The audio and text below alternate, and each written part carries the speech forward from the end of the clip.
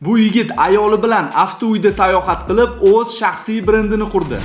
Pyotr internet olamida PT English nomi bilan tanilgan oddiy bloger emas, u haqiqiy sarguzashtsevar va sayohatchi. Pyotrning muhabbat va karyera yo'li 2017-yilda Xitoyga borishi bilan boshlandi. U yerda mahalliy bolalarga ingliz tilini o'rgata boshladi va aynan shu vaqtda taqdir uni kelajakdagi rafiqasi Iris bilan uchrashtirdi. Iris va Pyotr oila qurishdi, ammo ular an'anaviy turmush tarzini tanlashmadi. O'zlariga avtohome sotib olib, sayohat qilish orqali shaxsiy brendini yaratishga qaror qilishdi. Xitoy bo'ylab sayohat davomida qiziqarli voqealarni va foydali maslahatlarni ular PT English nomli YouTube kanali orqali butun dunyo bilan bo'lishishni boshlashdi. Ko'rib turganinglardek, shaxsiy brend qurish uchun bugungi kunda katta mablag' yoki alohida sharoit shart emas. Pyotr buni yaqqol isboti bo'la oldi. U noodatiy sayohati orqali o'ziga millionlab kuzatuvchilarni jalb qildi. Agarda shaxsiy brendni qanaqa yuritish bo'yicha ko'proq kontent tomosha qilmoqchi bo'lsangiz, albatta menga obuna bo'lib qo'ying.